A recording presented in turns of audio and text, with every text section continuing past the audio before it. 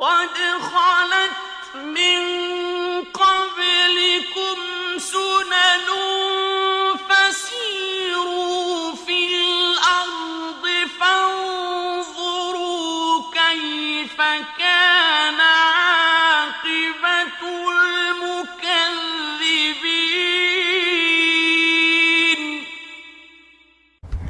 بسم الله الرحمن الرحيم. السلام عليكم ورحمة الله وبركاته.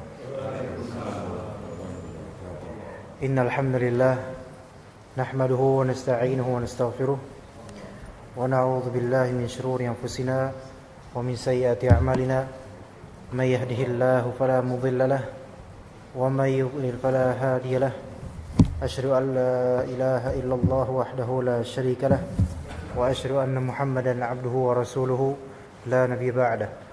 اللهم إنا نسألك علما نافعا rizqan thayyiba wa amalan mutaqabbala. Allahumma amin. Alhamdulillah, kembali kita berkumpul di majelis ini, kajian kitab Kisah Teladan dalam Hadis yang berlaku setiap bulan insyaallah taala pada hari Rabu di pekan keberapa sekarang? Ketiga. Di pekan ketiga di tiap bulan insyaallah. Dan ini pertemuan ketiga digabung dengan yang waktu itu Ahad pagi. Insyaallah, alhamdulillah kita telah membacakan atau menceritakan kisah pertama, kisah kedua dan kisah ketiga. Namun kita terlebih dahulu pada malam hari ini kita menceritakan kisah kelima. Kisah kelima yang mudah-mudahan cocok insyaallah taala dan berfaedah besar. Kisah kelima ini kisah tentang orang botak, tuli dan sakit kusta. Ya, mungkin sebagian udah masyhur cerita ini atau sebagian juga belum tahu, dan semoga dengan penceritaan ini di hadis yang sahih membuat kita teringat kembali tentang hadis ini dan mengambil ibrah, mau'izah dan tazkirah dari cerita di dalam hadis. Ya, kisah yang kelima ini tentang orang botak, orang tuli dan sakit kusta. Jadi 3 orang ini berpenyakit. Maksudnya 3 orang ini cacat. Dan 3-tiganya di masyarakat itu menjadi gunjingan dan ejekan.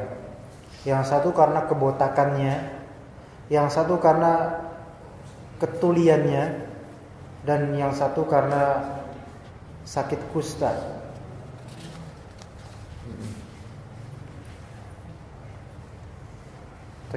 Sebenarnya bukan tuli Pak ya, tapi buta, bukan tuli.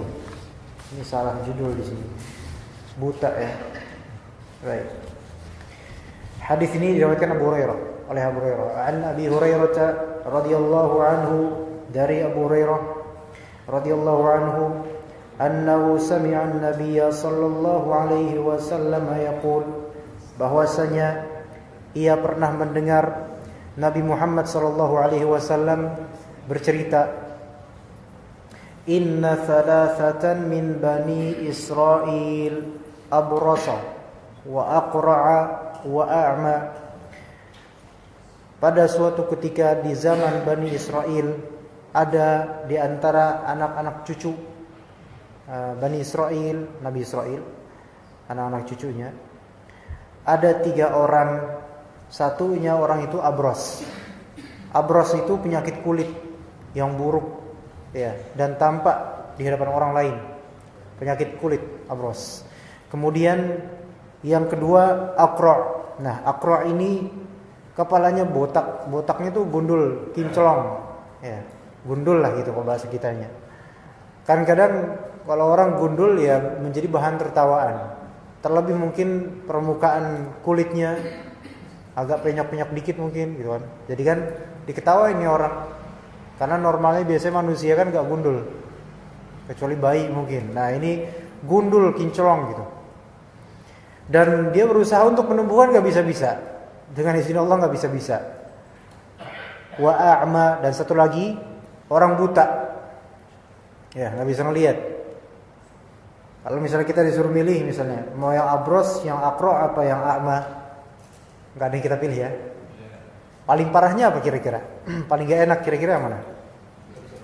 Nggak bisa melihat ya? Iya. Mau nikmat apapun pemandangan nggak bisa melihat juga nggak enak, rasanya penasaran gitu kan, mati penasaran nanti.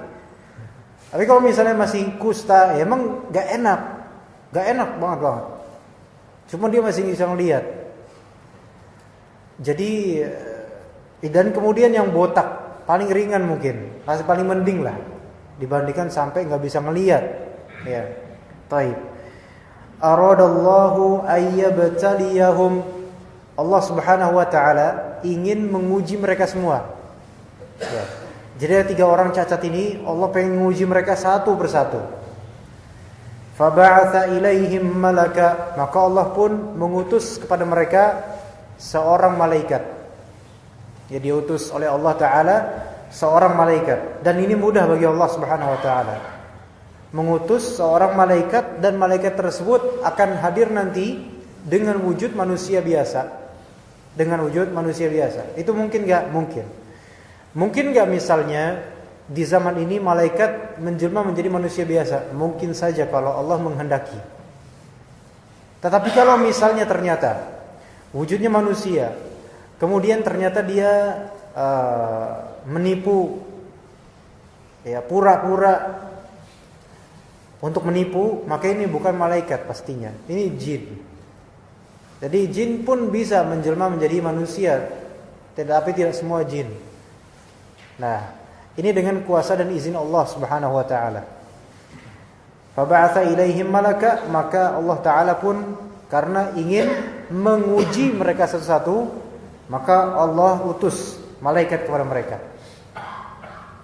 Fa'atal abrasa, maka malaikat tersebut pun pertama-tama mendatangi orang yang abros, yaitu menderita penyakit kulit yang buruk. Faqal, maka malaikat itu pun bertanya pada penderita penyakit kulit itu, Ayyu syai'in ahabbu ilaik? Kamu, apa sih hal yang paling kamu dambakan selama ini? Yang paling kamu suka itu apa? Jawabnya dia, launun hasan wa jildun hasan wa yadhhabu anni alladhi qad qadhiranin nas. Ya, Mas, yang pengen saya dambakan selama ini itu launun hasan, yaitu warna yang bagus, warna kulit maksudnya. Ini lihat warna saya coba kayak gini. Kemudian wajildun hasan, dan kulit yang bagus, lihat kulit saya kayak gini, kena penyakit gatal-gatal, kusta. Wa yadhhabu anni alladhi qad qadhiranin nas, dan saya tuh pengen pergi segala sesuatu yang orang-orang menggejek saya karena itu. Itu nih penyakit ini, saya pengen sembuh nih. Apa kulitnya bagus, kemudian warnanya bagus, kemudian hilang penyakitnya. Famasahahu fadhahaba anhu qadaruhu, maka malaikat yang menjelma menjadi manusia dengan izin Allah itu mengusap dia. Mungkin mengusap bagian yang sakit atau mengusap mana, yang penting diusap lah pokoknya. Fadhahaba anhu qadaruhu, maka hilanglah penyakit dia tiba-tiba. Nah, ini dengan izin Allah bukan? Dengan izin Allah. Mudah bagi Allah. Ya, Nabi Isa alaihi salam membebaskan orang dari penyakit buta dan lain-lain. Itu semua dengan izin Allah. Mukjizat kalau misalnya Nabi, ya. Taib. Fadhahaba anhu qadaruhu wa u'tiya launan hasanan. Kemudian diberikanlah oleh Allah orang ini yang tadinya kena penyakit kulit diberikan warna yang bagus, berubah langsung total. Jadi langsung berubah itu dengan izin Allah. Kemudian malaikat itu bertanya lagi. Ini pokoknya semua ini ujian nih. Kenikmatan ini bakal jadi ujian, fitnah besar.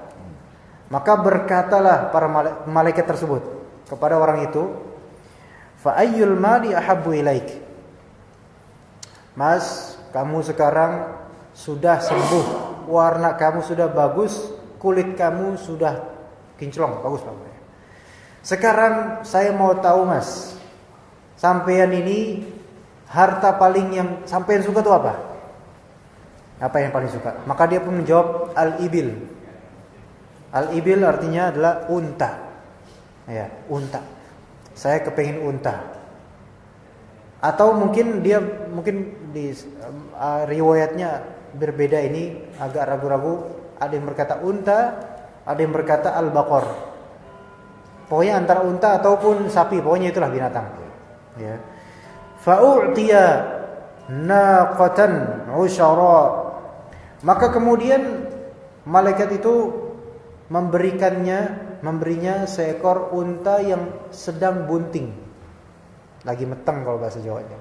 Lagi hamil. Jadi unta betina sedang hamil. Lalu malaikat itu pun berkata, mendoakan, barakallahu laka fiha. Semoga Allah memberkati buat kamu unta itu. Ya. Oke.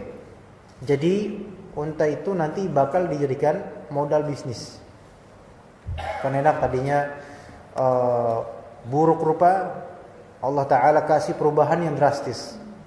Dan bahkan ditambahkan dengan modal bisnis. Ya. Udah enak tuh. Dapat ibu unta atau sapi dan rahimnya. Nah, itu satu. Fa'atal aqra'. Ini yang kedua. Maka kemudian malaikat itu pun pergi menuju ke al-aqra', si botak. Ya, yang mendambakan selama ini tumbuhnya rambut di kepala, tapi enggak jadi-jadi dengan izin Allah. Faqal. Maka ketemu si botak itu. "Hai kamu, Mas botak," gitu. "Ayyu syai'in ahabbu ilaika?" Kamu kepengin apa? Yang selama itu kamu damba-dambakan itu apa? Maka kata Pak botak itu, "Sya'run hasan wa yadhhabu anni hadzal ladzi qadhirani nas." Saya tuh cuma pengen satu ini yang selama ini saya tuh pengen banget, yaitu rambut yang bagus, udah itu. Dan juga kemudian ini pokoknya hal yang membuat orang-orang ngejek saya tuh hilang lah pokoknya. Itu rambut ini nggak ada kan. Orang-orang kalau ngeliat dia ngejek dia, botak, gundul gitu kan. Nah, pokoknya saya pengen normal lah kayak orang gitu loh, punya rambut. Ini saya mulus banget nih sekarang. Nah, kemudian famasahahu, malaikat itu pun mengusapnya, mungkin mengusap kepalanya kali ya. Fadhahaba anhu, maka hilanglah penyakit mungkin di kepalanya. Wa u'tiya sya'ran hasana, maka diberikanlah oleh Allah dengan melalui perantara malaikat itu sya'ran hasana, rambut yang bagus dikasih. Qal, maka berkatalah malaikat itu, udah satu dikasih nih, keenakan nih, indah nih. Satu lagi sebagai ujian. Fa ayyul mali ahabbu ilaika? Hai kamu, kan udah sekarang udah punya rambut. Kira-kira apa sih harta kepemilikan yang kamu tuh pengen selama ini? Maka dijawab oleh dia al-baqar. Yang ini jawabannya sapi. Saya kepingin sapi. Kalau yang satu tadi sebelumnya mungkin unta ya. Yang ini sapi, ya udah dibedain. Yang tadi unta, yang ini sapi. Saya pengen sapi. Fa'u'tiya baqaratan hamila. Maka kemudian Allah Ta'ala pun memberikannya seekor sapi yang juga sedang bunting. Ya, sedang hamil. Oke, alhamdulillah. Maka malaikat itu pun berkata, barakallahu laka fiha. Maka semoga Allah Ta'ala memberkati buat kamu sapi itu. Dua selesai. Sudah selesai, malaikat itu pun pergi. Kemudian dengan tugas dari Allah beralihlah ke orang ketiga. Fa'atal a'ma, maka datanglah malaikat tersebut ke orang buta. Ya, orang buta nggak bisa ngelihat. Ya, assalamualaikum, waalaikumsalam. Di mana kamu? Nggak bisa ngelihat. Pokoknya gitulah terjadi. Faqala, lagi ngobrol-ngobrol di tengah percakapan. Ayu syai'in ahabbu ilaika? Wahai Pak buta, kamu selama ini mendambakan apa? Maka berkata dia, ayyuruddallahu ilayya basari fa ubsirun nas. Saya cuma kepengen satu, Pak. Allah Ta'ala mengembalikan penglihatan saya. Ya, sehingga saya tuh bisa ngeliat orang. Nih saya sampean saja saya nggak tahu siapa. Ngelihat aja bentuknya saya nggak ngerti gitu kan. Lah, saya tuh kepengen tuh ngeliat orang lah pokoknya. Kalau ngeliat kayak normal gitu. Maka famasahahu, dia diusaplah itu. Mungkin matanya diusap. Faraddallahu ilaihi basarahu, maka Allah pun mengembalikan kepadanya penglihatan dia. Qal, udah kan? Udah. Wah, alhamdulillah gitu. Masih belum, masih ada lagi satu pertanyaan buat kamu. Fa ayyul mali ahabbu ilaika? Harta apa, Mas? Pak, yang kamu penginkan selama ini? Maka dia pun berkata, al-ghanam, kambing. Fa u'tiya syatin walidan. Ya, maka kemudian diberikan semacam ghanam atau syat, semacam domba yang akan melahirkan. Fa antaja hadzani wa walada hadza. Maka kemudian pokoknya semuanya itu nanti bakal beranak itu. Dan yang pertama tadi orang kena penyakit kusta sembuh, dapat onta. Kemudian ontanya melahirkan dan seterusnya. Lahir dan seterusnya pokoknya. Kemudian yang satu lagi yaitu bakor, sapi. Tumbuh ya. Kemudian yang ini yang buta ini, mantan orang buta ini mendapatkan kambing paling kecil. Nah, setelah itu fakana li hadza wadin minal ibil. Untuk satu orang yang pertama tadi, yaitu orang yang mantan kena penyakit kusta, itu ada wadin minal ibil. Dia punya satu lembah dari unta. Allah berkahi itu. Banyak loh, banyak.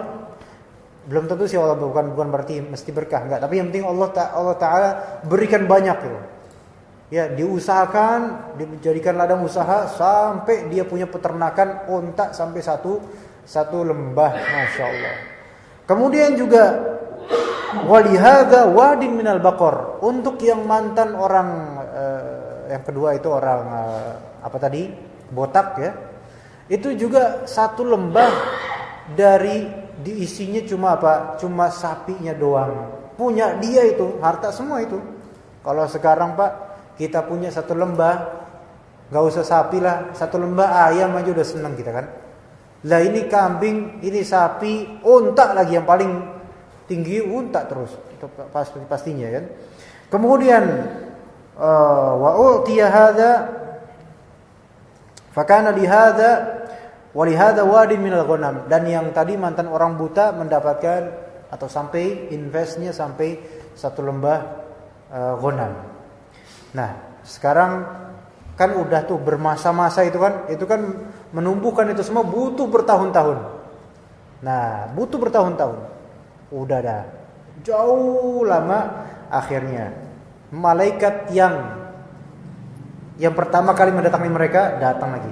Thumma innahu atal abrasa fi suratihi wa hayatihi. Kemudian malaikat tersebut ya ditugaskan lagi sama Allah mendatangi pertama kali si abros, yaitu yang pertama kali dulu bertahun-tahun lalu kena penyakit kusta. Datang. Dan datangnya itu malaikat tersebut dengan bentuk yang sama. Maksudnya seperti yang pertama kali mendatanginya itu. Jadi biar kenal nih orang dulu gitu. Kan waktu Abros itu si Abros mantan penyakit kusta itu ngelihat orang itu, ngelihat malaikat dan dia nggak tahu mungkin itu malaikat. Itu kan kayak gini bentuknya, maksudnya wajahnya gini. Sekarang pas sudah sukses datang lagi dia. Cuk datang kan. Dan juga dengan sikap yang sama, gerakannya sama. Datang. Faqal ana rajulun miskin. Qad in qata'at biya al-jihbal fi safari fala balagha li al-yawma illa billahi thumma bika as'aluka billadhi a'taka al-lawn al-hasan wal jild al-hasan wal mal ba'iran atabalaghu bihi fi safari. Itu kata malaikat itu. Jadi malaikat itu bertingkah seperti orang miskin. Maka ini katanya, malaikat itu berkata, Bapak, saya orang miskin. Ini saya telah kehabisan bekal. Ya, saya lagi terus perjalanan, tapi kehabisan bekal di tengah-tengah ini. Tidak ada yang mampu menolongku pada hari ini, melainkan Allah, kemudian dirimu. Ini kata malaikatnya. Jadi penting kalimat ini. Tidak ada yang mampu menolongku pada hari ini, melainkan Allah, summa kemudian dirimu. Jadi nggak boleh kita bilang melainkan Allah dan dirimu, nggak boleh. Karena menyetarakan itu nggak boleh. Jadi melainkan Allah, kemudian diri kamu. Dan yang lebih buruk adalah tidak ada yang dapat menolongku hari ini melainkan kamu. Nah, ini nggak boleh. Jadi harus tawakal juga sama Allah. Maka malaikat itu berkata gitu. Nah, saya minta kepadamu bersumpah demi Dia yang telah memberi kamu warna kulit yang indah, Dia yang telah memberi kamu warna kulit yang bagus, serta Dia yang telah memberikan kamu harta yang berlimpah seperti ini. Tolong, saya minta demi Dia yang telah memberikan kamu semua ini, beri saya 1 ekor unta saja, 1 aja, supaya saya bisa nerusin perjalanan. Pintanya seperti itu. Taib. Apa kata dia? Faqal al-huququ katsirah. Apa? Simple ngomongnya. Al-huququ katsirah. Kebutuhan saya masih banyak ya. Jadi kayaknya nggak bisa deh mas. Wah sombong nih orang nih, ya kan? Kalau kita nonton nih kita, pamali sia, ya kan? Kualat kamu ya, sombong nih orang nih. Kemudian, faqal, maka malaikat berkata, ka'anni a'rifuka, alam taku abras yaqdurkan nas, faqiran fa'ataka Allah. Kata malaikat itu, ya pura-pura lagi malaikatnya. Padahal ini dalam bentuk yang sama loh malaikatnya sama dulu waktu bertahun-tahun lalu itu. Malaikatnya berkata, kayaknya saya tuh kenal kamu. Bukannya kamu itu dulu orang yang kayaknya kena kusta ya dulu ya. Itu yang manusia tuh ngejek-ngejek tuh waktu itu tuh, ya kan? Kamu kan orang yang fakir kan? Dulu tuh kamu miskin ya kan? Kemudian Allah kasih kamu harta ya enggak? Maka apa yang kata ini? Kata orang itu, innama warithtu hadzal mal kabiran an kabir. Kamu jangan macam-macam lah cerita. Sok tahu kamu. Saya ini dapetin harta seperti ini dari warisan ayah dan kakek saya. Wah, bohong. Udah sombong, bohong lagi. Ya. Setelah itu malaikatnya bilang ini, in kunta kadziban fasayyarakallahu ila ma kunta. Kalau kamu berdusta, wahai anak muda, semoga Allah mengembalikan keadaan kamu seperti semula. Udah, cering. Allah Ta'ala hancurkan itu nantinya. Akibat apa? Kufur nikmat. Orang kufur nikmat pasti hasilnya sombong. Dan orang yang sombong demi mempertahankan ketinggian dirinya, dia bakal berpotensi bohong. Ya, kayak gitu. Orang kalau udah menjabat itu kan banyak yang tukang bohong. Ya. Padahal dulunya bawahnya pas waktu dulunya, wah, minta-minta dan seterusnya. Tapi kalau udah di atas sombong. Ya, dulu rakyat misalnya sombong. Ya, enggak kenal masa lalunya. Ini seperti ini nih. Kalau yang kayak gini takutnya dibalikin sama Allah. Kecuali kalau misalnya di tengah perjalanan dia sadar, ini saya dulu kayak gini sebenarnya. Nah, nanti ada ceritanya lagi nih. Itu yang tadi contohnya nih, peringatan buat kita masing-masing. Ya termasuk misalnya anak yang di sini. Dulu kita belajar capek-capek, minta sama ustadz dan sebagainya. Jadi nggak ada satupun dari kita yang boleh sombong sama sekali. Siapapun kita. Itu pertama. Wa atal aqra'a fi suratihi wa hayatihi. Maka kemudian malaikat itu sudah tunai tugasnya dari orang pertama, Sekarang yang kedua, mendatangi mantan si botak. Nah, dengan gaya yang sama, setelan yang sama, maksudnya gambaran yang sama dirinya. Faqala lahu mithla ma qala li hadha, maka dia pun sama ngomongannya sama kayak omongan buat orang pertama. Bapak, ini saya kesulitan buat nerusin perjalanan. Saya minta sapinya satu aja lah buat modal. Wa radda alaihi mithla ma radda hadha. Lah, mantan orang botak ini menjawab seperti jawaban mantan si penyakit kusta itu. Sama. Ya, kebutuhan saya banyak, Mas. Alah, antum cari yang mama yang lain lah. Padahal bakornya, yaitu sapinya satu lembah, minta satu tok gitu loh, satu aja enggak. Kebutuhan saya banyak, hak belum terpenuhi lah. Udah cari yang lain aja dah, gitu kan. Masya Allah, kan orang yang paling kaya di situ. Nah, kemudian kan dibilang sama malaikatnya, seperti bilangan yang tadi sebelumnya, yaitu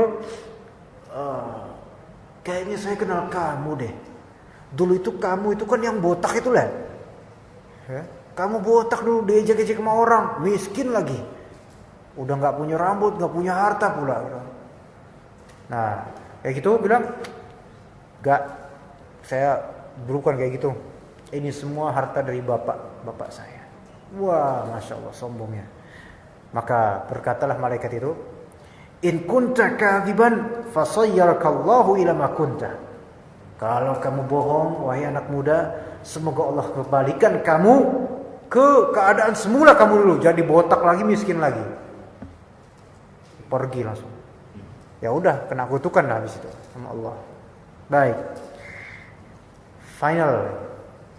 Wa atal a'ma, maka datanglah malaikat itu ke a'ma fi suratihi wa hayatihi, dengan gambarnya persis dan lagaknya juga persis. Faqala, maka berkatalah malaikat yang menjelma itu, ana rajulun miskin wa ibnu sabil, in qata'at biyal hibalu fi safari fala balagha liyal yawma illa billahi thumma bika, as'aluka billadhi radda 'alaika basarak syatan atabalaghu biha fi safari. Apa katanya? Katanya begini, saya orang miskin, saya ibnu sabil. Ibnu sabil itu kalau terjemahan harfiah itu anak jalanan, tapi bukan maksudnya ibnu sabil anak jalanan yang ngamen-ngamen itu, bukan. Maksudnya orang lagi safar mungkin kesasar, atau orang lagi safar kehabisan bekal, itu namanya ibnu sabil. Itu boleh diambil harta zakat buat dia itu. Sedekah sunnah, bagus. Baik, saya ini kehabisan bekal, miskin, ya saya ibnu sabil, orang sedang berjalan jauh, kehabisan bekal, pengen lanjutin perjalanan, gak punya apa-apa saya, Pak. Tidak ada yang bisa menolongku melainkan Allah, kemudian kamu.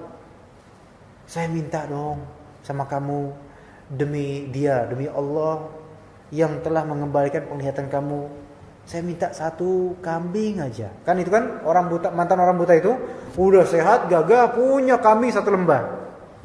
Saya minta satu aja lah, supaya saya bisa nerusin perjalanan. Ya bukan untuk dikendarai, bukan. Mengendarai kambing sampai perjalanan nggak mungkin. Tapi untuk dijual mungkin kan. Baik. Nah, maka qala, orang itu, mantan orang buta itu berkata, dia mikir-mikir. Dia nggak peduli nih siapa orang depannya nih, mikir dulu nih, langsung mikir tentang dirinya. Qad kuntu a'ma faraddallahu ilayya basari. Bapak yang miskin ini, dengerin loh. Saya itu, mungkin dia lupa sama orang ini, lupa. Ya mungkin compang-campingnya itu membuat dia lupa. Pak, saya ingat dulu saya ini buta. Kemudian Allah yang telah mengembalikan penglihatan saya dulu bertahun-tahun lalu. Saya dulu tuh buta, miskin. Kita kalau udah buta, miskin, gak punya duit, itu udah apa sih mau hidup gitu kan? Tapi Allah kembalikan itu hidup, mata lah saya bilang, lihat lagi, duit, harta saya punya. Setelah itu saya investkan, alhamdulillah seperti ini. Maka dia lanjutkan begini, masya Allah. Fakhudh ma syi'ta, wada' ma syi'ta. Sekarang kalau gitu sebagai rasa syukur saya, Bapak ambil, terserah Bapak mau berapa. Dan kalau Bapak mau tinggalin terserah Bapak, pokoknya ambillah. Mau 1 lembah juga silahkan. Karena sebenarnya ini bukan punya saya, titipan dari Allah ya. Nah, maka katanya, fa wallahi ma ajhadukal yaum bi syai'in akhadtuhu lillahi azza wa jalla. Maka kata dia, ya tadi ambillah Pak, semau Anda, sampean mau berapa ambil, mau disisain juga silakan. Demi Allah Pak, saya tidak merasa keberatan dengan sesuatu yang diambil karena Allah, saya ikhlas gitu loh. Tuh rela tuh sampai seluruh hartanya silakanlah, dikuras sekalian, karena memang saya aslinya itu dulunya terhinakan dengan buta dan gak punya apa-apa. Tapi Allah balikkan semuanya menjadi indah seperti ini. Nah, kemudian apa kata malaikat yang berapa itu? Malaikat itu langsung bilang, alhamdulillah, amsik malaka. Senyum malaikat itu, amsik malaka ya akhi. Tahan. Udah, ambil aja harta kamu, tetepin udah, saya nggak minta. Fa innama ubtulitum, kalian ini sebenarnya sedang diuji. Faqad radhiyallahu anka, di kabar yang malaikat, Allah telah ridho atas kamu. Wa sakhita ala sahibaika, dan Allah itu telah murka terhadap 2 temanmu yang dulu mantan botak dan mantan penyakit kusta itu. Maka Allah tambahkanlah itu, ditetepin hartanya tambah. Gara-gara apa? Gara-gara bersyukur. Bersyukur itu didapat dari cara kita melihat masa lalu, ingat daratan, ingat masa lalu. Kita hafal sama-sama kan? La in syakartum la azidannakum wa la in kafartum inna adzabi lasyadid. Itu hafal kita dari dulu hafal. Tapi prakteknya itu kan kadang-kadang belum bisa benar-benar kita tunaikan. La in syakartum, kata Allah, jika kalian wahai manusia syukur terhadap apa yang telah Allah beri, apa balasannya? La azidannakum, maka la azidannakum ada la ini la mutakkid, ziyadah tambahan untuk menguatkan, pasti, bakal. Azidannakum, ada nunnya ini tasdidkan menunjukkan takkid lagi. Jadi ada double penguatan dalam kalimat la azidannakum, la dan nun ini. Yaitu pasti benar aku tambahkan. Itu kata Allah. Jadi tadi kan ada la in syakartum, kamu sekali bersyukur aja, la azidan. La di sini bukan la tidak, artinya bukan, tapi akan benar-benar. Azidannakum ditakkid, benar-benar. Jadi benar akan aku tambahkan buat kalian. Tapi kemudian sebaliknya, wala in kafartum, dan kalau kalian kufur, ya, kufur ini bukan maksudnya kufur kafir, keluar dari Islam, bukan. Kufur nikmat maknanya adalah jahdun nikmah, yaitu tidak mengakui nikmat dari Allah, lawan dari syukur. Seperti 2 orang tadi, ya, ketika disebut oleh malaikat itu kan nikmat dari Allah semuanya itu, dia bilang, oh ini semua hasil usaha saya, saya. Ini kan iblis banget itu. Iblis ya. Saya. Ini hasil dari kerja saya ini. Masya Allah. Beda sama orang buta tadi. Langsung ingat dia. Oh iya ini saya bukan. Saya mah apa tuh gitu kan dulunya. Langsung ingat Allah. Wala in kafartum, kalau kalian kufur terhadap nikmat, Allah Ta'ala tidak menyebutkan apa-apa selain inna azabi lasyadid. Sesungguhnya azabku keras. Allah tidak menyebutkan bakal aku kurangi, enggak nyebutin ini. Jadi hati-hati nih. Bisa jadi ada orang kufur nikmat, tapi dia terus kedapatan kenikmatan. Tapi tunggu, inna azabi lasyadid. Bisa jadi ya, kita ini dapat nikmat luar biasa, tapi kita kufur terhadap nikmat itu. Dan Allah biarkan, tidak Allah kurangi kenikmatan itu, terus saja. Tapi nanti kelak, inna azabil lasyadid. Nah, azab Allah keras. Kenikmatan yang dikufuri tapi tetap aja masih nempel itu kenikmatan, itu namanya istidraj. Istidraj itu ditangguhkan azabnya. Nanti tunggu sampai benar-benar dia kesenangan banget, hancur gitu. Nah sekarang orang-orang yang non muslim dengan peradaban modern yang luar biasa, kecanggihan, Allah Ta'ala berikan itu kenikmatan. Ya, tapi mereka tetap kufur terhadap kenikmatan itu, nggak mengakui Allah Ta'ala. Biarin kayak gitu, biarin. Nanti tiba-tiba dahsyat Allah azab langsung. Itu namanya istidraj. Maka hati-hati Pak. Kita sekarang punya nggak kenikmatan? Oh banyak banget. Anggota tubuh, anggota keluarga, rumah, tempat tinggal, pekerjaan, harta, investasi tanah atau yang lain-lainnya, bisnis, nikmat semuanya itu. Tetapi ketika kita lupa bersyukur, maka hati-hati. Mungkin saja kenikmatan itu masih terus nemplok di kita.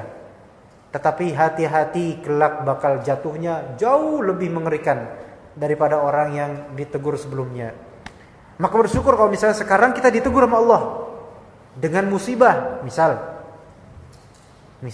dengan musibah ditegur sama Allah, bersyukur daripada nanti ditegurnya pas di hari kiamat baru ketegur. Aduh susah lagi itu, nggak bisa taubat. Kalau sekarang masih bisa, alhamdulillah. Ya. Ada dua orang. Satu dia gajinya wah jauh berjuta-juta. Satu gajinya cuma sekian juta. Tapi ternyata yang berjuta-juta ini keluarganya sakit, ininya wah cepat habisnya. Dan yang cuma sekian juta dikit ini itu tetap konsisten enak hidupnya. Enggak ada pikiran macam-macam. Masalah di mana ini? Ada masalah berarti. Di mana masalahnya? Di keberkahan juta-jutaan itu. Beda. Jadi jangan kira Pak, ketika misalnya kita korupsi waktu di pekerjaan, itu mungkin nominal slip gaji dari atasan kita ya sama dengan kita kerja full. Nah, tetapi keberkahannya itu beda. Misal gaji kita berapa? 5 juta, misal aja. Tapi 5 juta, tapi saya 2 hari tiap minggu ya pekan 2 hari itu selalu pulang tanpa izin dari awal. Pulang tanpa izin lebih awal. Ya, korupsi waktu itu. Itu nominalnya sama nanti, gajinya sama dengan orang yang full. Secara nominal sama, tapi secara kualitas kedepannya beda. Bisa jadi cepat habis bagian itu. Bisa jadi. Ya, bisa jadi Pak. Iya. Nah, jadi keberkahan itu tidak berpatuk pada nominal seringkali. Melainkan keberkahan itu terpatuk pada qanaah kita, cukup syukurnya kita. Itu keberkahan di situ biasanya, bukan di nominal semata. Makanya ada seorang ulama, ya, ulama ini didatangi oleh seorang pegawai. Curhat pegawainya ini. Anggap nih ya, cerita ini terjadi, namun kita fiktifkan, dicocokkan dengan Indonesia lah. Misal begini. Ya Syekh, Assalamualaikum. Waalaikumsalam. Ada apa? Ya Syekh, ana mau curhat ya Syekh. Apa curhatnya apa Mas? Gini Syekh, ana tuh kerja ya. Alhamdulillah kerja tetap. Gaji ana, anggap ya, gaji ana 5 juta ya Syekh. Masya Allah 5 juta. Iya 5 juta ya Syekh. Tapi kok rasanya tuh kurang ya Syekh. Saya cepet habis itu duit itu. Baru tanggal berapa biasanya? Tanggal 30 gajian. Tanggal 5 tuh saya udah pengen ngutang. Jadi cepet habis ya. Kenapa ya? Mikir-mikir dikit sayanya. Gini caranya, solusinya gini Mas. Antum datengin atasan antum. Oke gitu sih ya. Oke. Terus ngapain sih? Antum datengin. Terus antum bilang ke beliau, Pak Bos, saya minta dipotong gajinya 4 juta aja. Lu gimana sih ini? Bercanda aja. Saya nggak bercanda mas. Coba 4 juta aja. Yaudah. Bismillah dah. Kan datang misalnya ke bosnya. Pak bos, Assalamualaikum. Waalaikumsalam. Ngobrol-ngobrol. Bos, ana pengen ya berdasarkan fatwa atau nasihat dari guru ane. Tolong dong di-cut 1 juta gaji ana. Akhirnya di-cut 4 juta kan. Masih juga pas gajian masih terjadi tuh kekurangan. Datang lagi ke saya. Tuh kan saya apa ane bilang, udah ane butuh dikurangin lagi ya, tambah kurang saya gitu kan. Saya bilang, oke, minta lagi ya bosnya, potong lagi. Berapa? 2,5 juta jadinya dah. Gaji antum 2,5 juta aja dah. Ini saya, antum nih saya, kayak gak ngerasain, aduh saya gimana sih. Udah antum ikutin saran aneh dah. Akhirnya datang bosnya, Pak bos, anda gak tahu dah, saya tuh pikirannya kemana, gak paham dah. Pokoknya gajinya 2,5 juta aja dah. Nah, dah. Bulan depannya dikasih 2,5 juta. Ini bukan real tepatnya 2,5 juta ya. Ini cuman dikondisikan di kita aja. 2,5 juta. Udah dapat gaji itu. Tak selang, ya agak berapa waktu kemudian datang itu. Dengan wajah sumringah ceria. Assalamualaikum. Ya Syekh. Waalaikumsalam. Gimana kabarnya? Oh Masya Allah, Alhamdulillah ada tuh sekarang ngerasa hidup itu pas, enak, kinclong, enak loh. Ana heran, kenapa saya? Kok kayaknya uang ana 2,5 juta itu tetap aja, maksudnya bagus gitu loh, manajemennya enak. Padahal waktu 2 kali lipat 5 juta itu, ana wah obrak-abrik itu cepet banget. Nama istri kan kalau udah awal bulan kan pengennya ke mall gitu kan. Tapi 2,5 juta ini kok kayaknya ini sih. Nah itulah mas, kata syekhnya, itulah mas. Antum perhatikan bagaimana kerjanya antum di kantor. Kerjanya ana ya kayak gitu-gitu aja. Maksudnya antum suka korupsi waktu gak? Iya sih. Antum suka melanggar gak di kantor? Iya sih, ana suka melanggar. Nah itulah dia. Gaji asli antum memang 5 juta mungkin. Tetapi ketika setengah dari pekerjaan antum tuh malas atau melanggar atau malah bolos atau gimana, maka itu dihitung sama Allah semua itu. Sehingga setengahnya itu enggak berkah sama sekali, setengahnya berkah. Maka yang setengahnya inilah yang berkah. Yaitu 2,5 juta antum itulah yang berkah buat antum. Sisanya itu kotoran, maka antum enggak boleh makan itu. Di situ pelajarannya. Maka mungkin misalnya kita gajinya udah 10 juta, penghasilan kita investasi bisnis 10 juta atau mungkin 20 juta per bulan. Tapi bisa jadi mungkin hidup kita dibandingkan sama orang yang gajinya 2 juta, itu kita lebih sengsara. Kenapa? Itu bertanya, lihat diri kita. Bukan masalah nominal di sini. Bukan masalah nominal. Terus berat sedekah, kenapa? Di sini bukan masalah nominal. Masalah apa yang telah kita perbuat itu menentukan keberkahan ke depannya. Begitulah dengan yang terjadi pada mereka ini. 3 orang, bersyukurlah dan lihatlah ke belakang. Kita tuh ngapain aja sih kita selama ini. Maka itu menentukan insyaallah keberkahan kita dengan izin Allah Ta'ala. Baik, insyaallah ini gimana? Masih lama atau? Ada yang bertanya? Yang bertanya siapa itu Pak? Silakan Pak. Ustaz, dari 3 cerita tadi. Iya Pak. Pemuda tadi. Begitu diberi nikmat uji, reward punishment jelas langsung. Enak, kita tahu salahnya. Kalau sekarang saya kaitkan dengan pertanyaannya Ulil Absar adalah Ya. Dia mengambil contoh LGBT. Ya. Kalau LGBT itu dosa atau nggak dulu sekarang? Bagaimana antum menjelaskan? Ya, bismillahirrahmanirrahim. Begini, pertama kita lihat ada surat Al-Alaq. Sebelum Al-Alaq apa? Atin wa zaitun wa tini wa zaitun wa turi sinin wa hadzal baladil amin laqad khalaqnal insana fi ahsani taqwim. Manusia diciptakan dengan sebagus-bagus bentuk, detail kan? Baik. Itu dulu mukadimahnya Pak ya. Ketika detail kayak gitu, dari darahnya, sel-selnya, detail semua, itu Allah perhatikan nggak kita? Ya Pak, gimana? Ketika kita tidur, apakah Allah memperhatikan nafas kita nggak Pak? Perhatikan nggak nafas kita? Yang ngatur nafas kita siapa? Allah Ta'ala kan? Taib. Sekarang, selama ini kita pernah maksiat nggak masing-masing? Pernah maksiat nggak Pak? Sering banget kan? Bahkan kita kan sering banget itu. Kok Bapak ini dong yang berani bilang, yang berani aku? Semua dari kita. Sejak bertahun-tahun lalu nggak? Iya. Kenapa kok sekarang kita belum dimatikan? Itu kalau kita bertanya kayak gitu, kenapa nggak ada jawaban? Maksudnya nggak bakal bisa terjawab. Karena masalah kenapa Allah begini, kenapa Allah itu tidak usah dipertanyakan. Jawabannya juga di antara jawabannya firman Allah Subhanahu wa taala, la yus'alu amma yaf'al wa hum yus'alun.